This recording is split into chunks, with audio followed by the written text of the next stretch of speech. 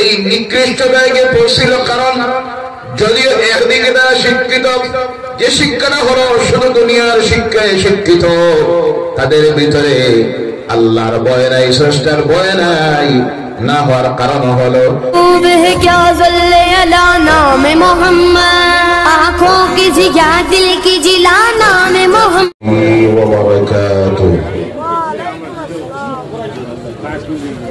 إن الحمد لله نحمده ونستعينه ونستغفره ونؤمن به ونتوكل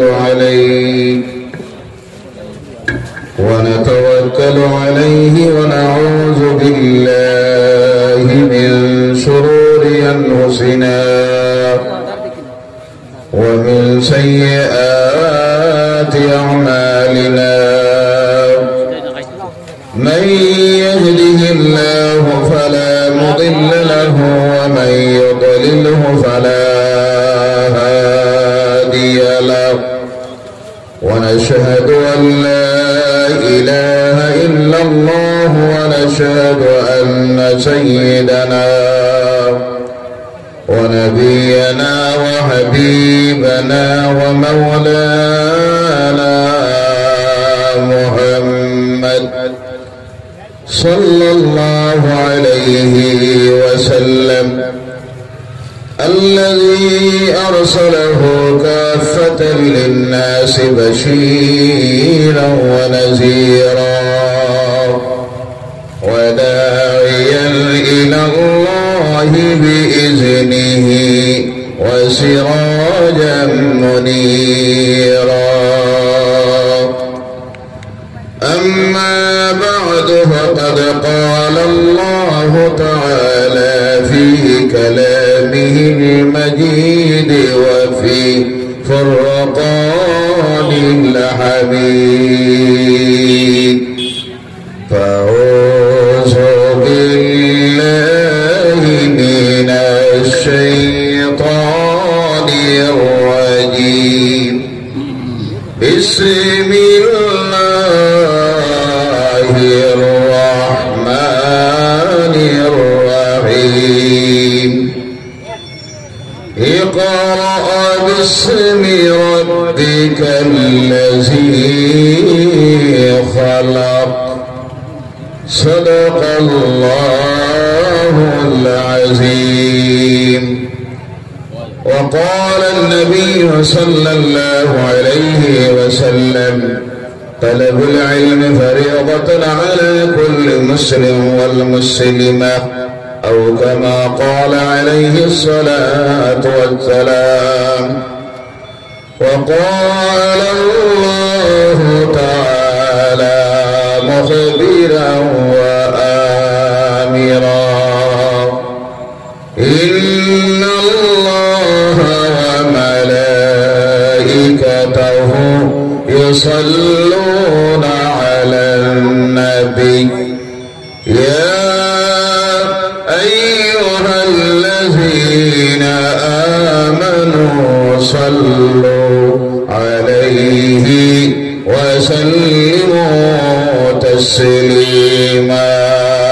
اللهم صل على سيدنا مولانا محمد وعلى آله سيدنا مولانا محمد. اللهم سيدنا مولانا محمد وعلى آله سيدنا مولانا نسيما جانب بطها غزل كن ذي أحوال محمد خبر كن. اللهم صل على سيدنا مولانا محمد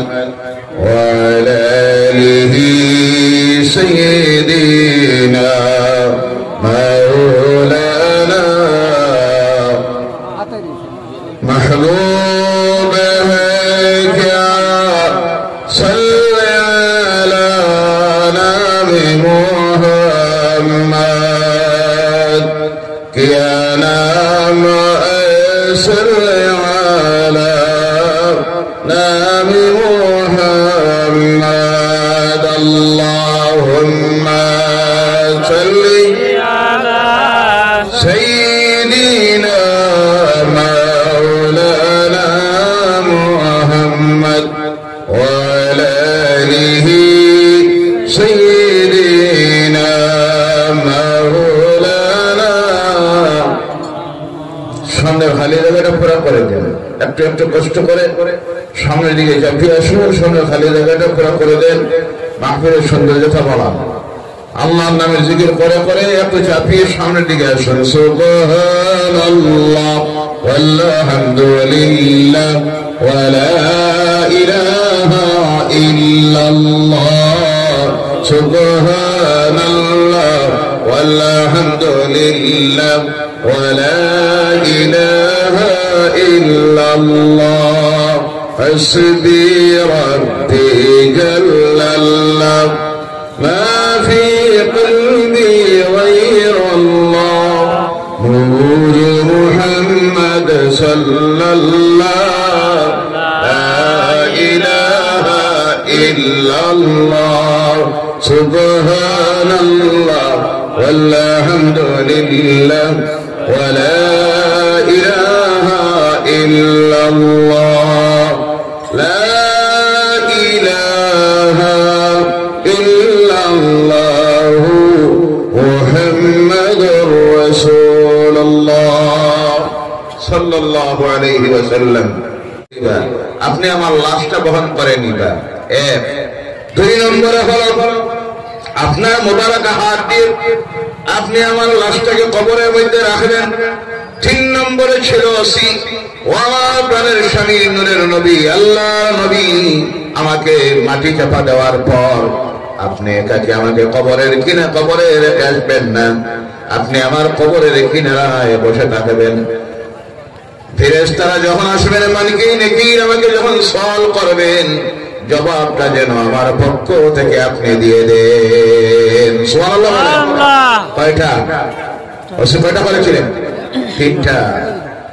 আল্লাহ রাসূল সাল্লাল্লাহু আলাইহি সাল্লাম সেই ওসিকে পূর্ণ করলেন মা খাদিজাতুল কুবরার ইন্তেকাল হয়ে গেল আল্লাহ রাসূল সাল্লাল্লাহু আলাইহি সাল্লাম নিজ হাতে গোসল দেওয়ালেন নিজে লাশ বহন করাতে শরীক হলেন নিজ মুবারক হাতে লাশ কবরে রাখলেন এর আগে মাটি যখন দেওয়া হয়েছে কবরের কিনারার মধ্যে বসে আছেন এই সময়ে আল্লাহ পাক হযরতে জিবরাইলকে পাঠাইয়া দেয় ও জিবরাইল তুমি চলে যাও গিয়ে আমার নবীকে বলো নবী ওই কবরের কিনারায় বসার প্রয়োজন নাই মানকিরি নেকিরি যখন যাবে আমার খাদিজাকে প্রশ্ন করার জন্য তার জবাব দেওয়ার জন্য আমি আল্লাহ তার পক্ষ থেকে জবাব দিয়ে দিব সুবহানাল্লাহ সুবহানাল্লাহ সেই মহিলা যার কবরের মানকিরি নেকিরির সওয়াল এর জবাব দিয়েছেন সেই আল্লাহ পাক তার পক্ষ থেকে সুবহানাল্লাহ বলেন তার গোটা জীবনটা আল্লাহর দ্বীনের রাস্তায় উৎসর্গ করে দিয়ে গিয়েছিলেন ওরা সম্পত্তি আরবের সবচেয়ে ধনী মহিলা ওরা সম্পত্তি আল্লাহর দ্বীনের জন্য দান করে দিয়ে গিয়েছিলেন আল্লাহ রাসূলের হাতে যখন বিবাহ হলো আল্লাহ রাসূলের সঙ্গে মা খাদিজা আরবের মহিলারা মক্কার মহিলারা সমালোচনা শুরু করলো খাদিজা কি দেখে তুমি এই যুবককে বিবাহ করলা স্বামী গ্রহণ করলাম তিনি বললেন কিসের অভাব তারা বলল অভাব তো কিসের নাই মা খাদিজা জিজ্ঞাসা করলেন তোমরা বলো তো চরিত্রের দিক দিয়ে এর মতো উত্তম যুবক কে আর মক্কায় আছে তারা জবাব দিল না সৌন্দর্যতার দিক দিয়ে বলো তো আমার স্বামী মোহাম্মদ কি কম সমস্ত মক্কার মহিলা বলল সৌন্দর্যতার দিক দিয়ে কম নয় এরপর মা খাদিজা জিজ্ঞাসা করলেন গোষ্ঠী খানদানের দিকে দিয়ে কি আমার স্বামী কোন নিম্ন বর্গের নিম্ন শ্রেণীর নিম্ন খানদানের তারা বলল তাও না এবার জিজ্ঞাসা করলেন তাহলে কোনটার অভাব তারা বললেন একটা জিনিসের অভাব যে জিনিসটা হলো তোমার স্বামীর ধন সম্পদ নাই কি নাই কি নাই ধন সম্পদ নাই আজকে আমাদের সমাজে তো এটা প্রথা হয়ে গেছে ছেলেটার সৌন্দর্যতা কেমন আমল কেমন চরিত্র কেমন 5 ওয়াক্তের নামাজ পড়ে নাকি, না মদ খায়, ট্যাবলেট খায়, ড্রাগসের এডিক্ট নাকি, এই কথা কেউ জিজ্ঞাসা করে না। প্রথম জিজ্ঞাসা ছেলেটার ইনকাম কি? জি কোনটা? ইনকাম কোনটা? চাকরি করে কত, বেতন পায় কত? যদি বেতন শুনে যে 30-35 হাজার, এটা দিয়ে মানুষ আবার চলে, উফরি কোন রুজি আছে নাকি? নাউজুবিল্লাহ বলেন। কোনটা উফরি রুজি? মানে উপর থেকে আয়, যেটার নাম হইল জানা নাই ঘুষ। নাউজুবিল্লাহ বলেন। মেয়ে বিবাহ দেওয়ার আগে চিন্তা করে ছেলেটার নাম করা ঘুষ করনি না, মত্তকে পরেজগার খিনাই করে একবারও জিজ্ঞাসা করে না। সেই সময়ে মক্কার মহিলারা যখন এই প্রশ্ন করলো, এর তো ধনসম্পদে নাই, মা খাদিজা বললেন তাহলে শোনো রেখো, এই মক্কার সবচেয়ে বড় ধনী হলাম আমি, আর আজকে তোমরা সাক্ষী দেখো আমি আমার সমস্ত ধনসম্পদ এই মুহূর্তে আমার স্বামী আল্লাহ নবী মুহাম্মদের হাতে তুলে দিয়া আমার স্বামীকে মক্কার সবচেয়ে বড় ধনী বানাইয়া দিলাম।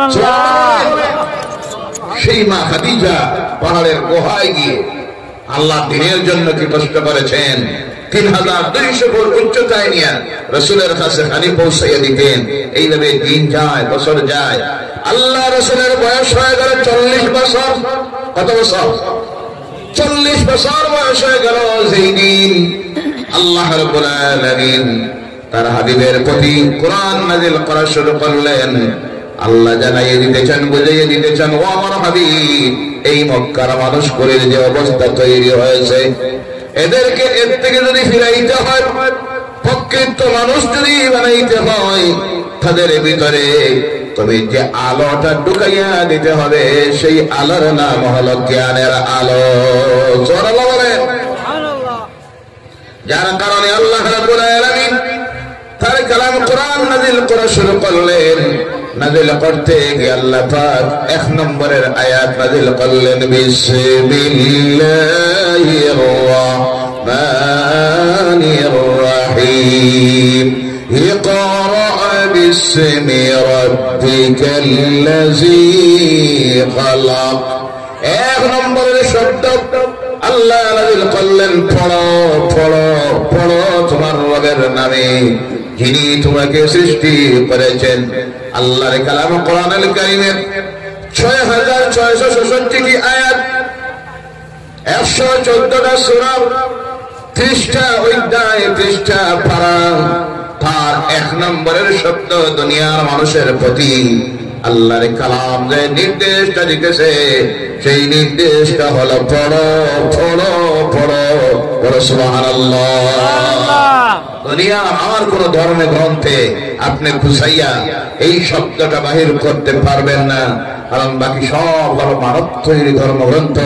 আর আল্লাহর কালাম 1 নম্বরে জানাইয়ে দিতেছে, ও আমার হাবিব, এদের যদি চরিত্রের আমলের পরিবর্তন আনতে হয়, তাদের ভিতরে আপনি ঢুকাইয়া দিতে হবে জ্ঞানের আলো। সংক্ষিপ্ত ভাবে বলতেছি, ও আমার ভাইয়েরা, ও মুসলমানেরা, এই সময়ে যদি আমার সমাজের মানুষ অন্য যারা বাদ দেন, আমার সমাজের মানুষ যারা এই সমাজ থেকে যদি সকল প্রকারের আল্লাহর নাফরমানি দূরীভূত করতে হয়, 1 নম্বরে এদের ভিতরে যে নিয়ামতটা, যে আলো ঢুকাইয়া দিতে হবে, সেই আলো হতে হবে জ্ঞানের আলো, শিক্ষার আলো।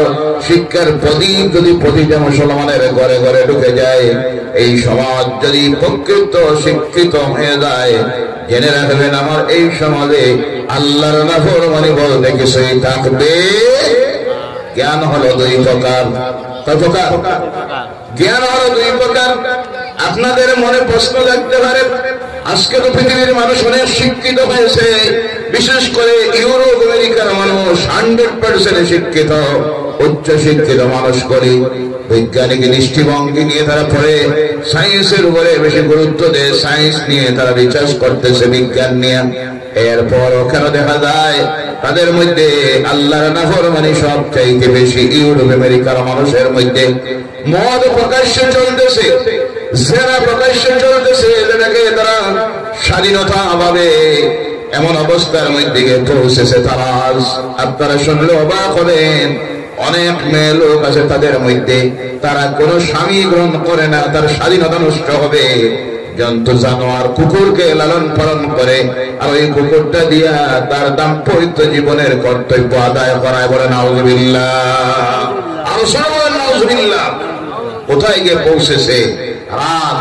এই সময় আমরা যখন আল্লাহর কালামের আলোচনার মাহফিলে বসে আছি, তারা 5 স্টার 7 স্টার হোটেলে মদ চলতেছে, পার্টি চলতেছে, নাচ গান চলতেছে। এই নিকৃষ্ট জায়গায় পৌঁছিল কারণ যদিও একদিকে তারা শিক্ষিত, যে শিক্ষাটা হলো শুধু দুনিয়ার শিক্ষায় শিক্ষিত, তাদের ভিতরে আল্লাহর ভয় নাই, স্রষ্টার ভয় নাই। না হওয়ার কারণ হলো তাদের ধর্মীয় কোনো জ্ঞানের ব্যবস্থা নাই, ধর্মের কোনো জ্ঞান তাদের মধ্যে নাই। नबियों से